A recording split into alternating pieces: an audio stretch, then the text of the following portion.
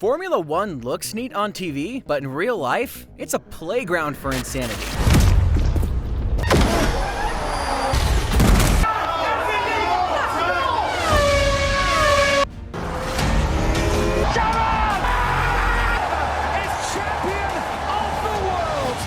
Some drivers follow rules, while some ignore them entirely. Woohoo! They crash, clash, bend team orders, and turn every weekend unpredictable.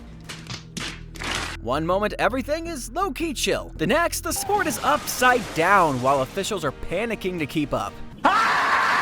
Honestly, this isn't about races won or lost. This is about drivers who broke F1 in places no rulebook or engineer could ever fix. So buckle up, because we are diving into the moments that made the sport say, enough is enough. Let's start first with Michael Schumacher, the original it girl of Formula One. Schumacher was known as F1's first, hey, he cooked, but is he even allowed to do that? No! Hella fast, unfazed, and out here on 5G. Monaco 2006 qualifying is where we see his true colors. The fucking Eagle Double G.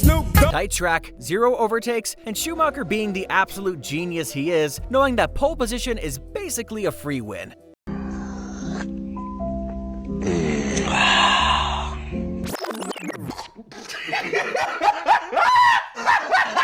So, what do you think he does? He literally rolls out, nails the monster lap like the diva he is, and then boom!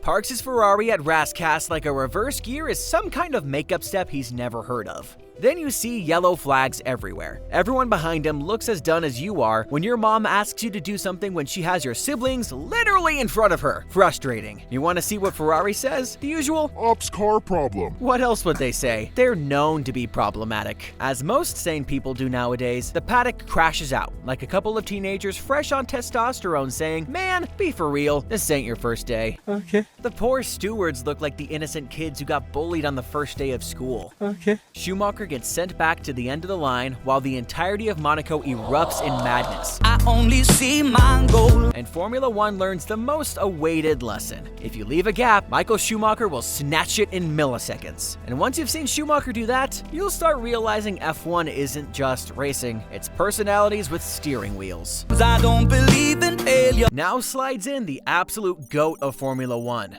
Sebastian Vettel. This man looks like the most nice and angelic lad out there. A sweet, soft smile, says sorry even when he's not, basically the pure epitome of the most obedient kid on the whole planet. Which is exactly why Malaysia 2013 hit us like the emotional trauma that never cleared. Red Bull, being the epic team they are, gives the most on-point team order possible. Multi-21.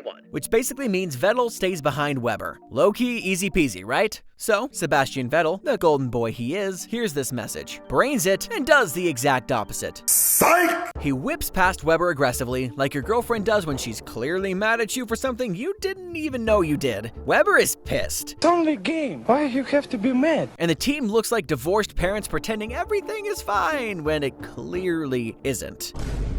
Vettel comes up on stage and gives an apology that he probably doesn't even mean. I put myself above that decision today. I didn't mean to. I can only, say sorry, apologize. Like my dude is probably thinking, the hell I should apologize for winning? Absolutely not. That was the moment the fans truly saw him, not as the good bean he usually is, but the four-time world champion who will destroy your guts if you ever try to put a leash on him. That day, Formula One realized team orders are only valid if the driver actually gives a fuck, but Vettel clearly did not. I was a kid in 2013, but seeing this now and Vettel saying a straight fuck you to everything and still running the show blows my mind, honestly. This is the energy I stan. I wouldn't be surprised if more drivers pull shit like this. I feel like this is why Senna is untouchable to this day. Because you gotta be a different level of unhinged to pull stunts like this. Coming in next is the legend who even beats Max's aggression on the track when someone overtakes him. Ayrton Senna, a man who didn't vibe with half measures. He believed in fate, ride-or-die commitment, and zero chill energy. Suzuka 1990 is where Formula One lost its spark for a moment. Championship on the line, Prost flexing, first corner closing in. So Senna, being the most sane person to exist, ghosts the brakes, slams into Prost, and deletes the title fight while people have literal meltdowns. This is fine. One eternity later. Senna spills the tea saying it was all intentional. Funny, but not unpredictable. Yet the entire sport collectively goes, bruh, WTF? Like someone just told them the most down bad, rancid shit they've ever heard. At that time, Formula One came to their senses and realized trusting honor at 300 kilometers per hour is big oof energy. So due to this, the rules went all hardcore. And the team finally said, we are done taking all the crap. You know, sometimes kings don't always play the good cop. They just win and explain later. Now fast forward and F1 pretends it's more civilized. Nice. Then Max shows up and says, yeah, about that. This is why I love Max, because he doesn't just race, he forces F1 to adapt. Now this is where things get hot, because Max Verstappen is on the grid like a madman on steroids, raging, unbothered, and genuinely allergic to backing out. Just pull back. Mate, this is the only chance I'm being close to Mercedes. I'm not just sitting behind like a grandma. This guy held his ground like mirrors were invisible and personal space never existed. If there were even a little bit of breathing room, Max made a run for it. And if there wasn't, he'd cook one up and dared you to complain. And oh lord, did people complain. The game is broken! Hell, they even throw full-blown tantrums.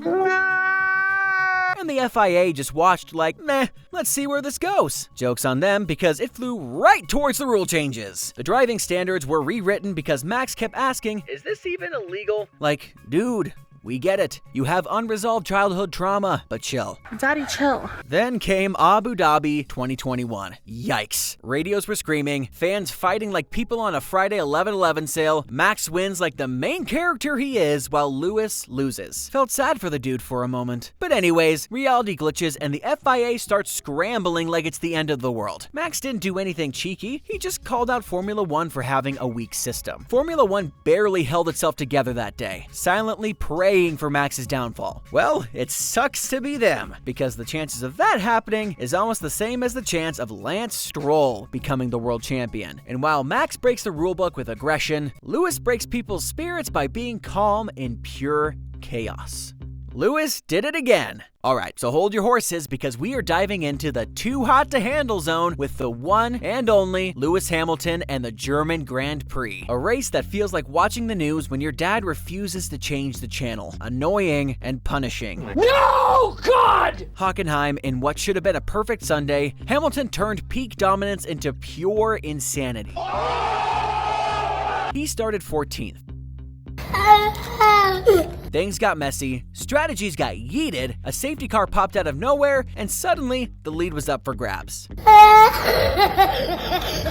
Lewis, being the clever fox he is, slid his Mercedes into first like he was entering his own backyard. The best part, he didn't f up. He just sailed through like Dom and Fast and Furious. I used to drag here back in high school, Making other drivers look like lost tourists. Moving faster like the pro he is and came out on top. Son, you know, once you start, there's no going back. Fans went full-on bonkers texting their friends mid-race like, damn bruh, did you see it? The rivals looked like confused girls in Sephora, while F1 silently nerfed the rules like, yeah, that happened. His podium pose? Iconic. His helmet game? Next level. And the rest of the grid blessed with pure respect and a little bit of damage.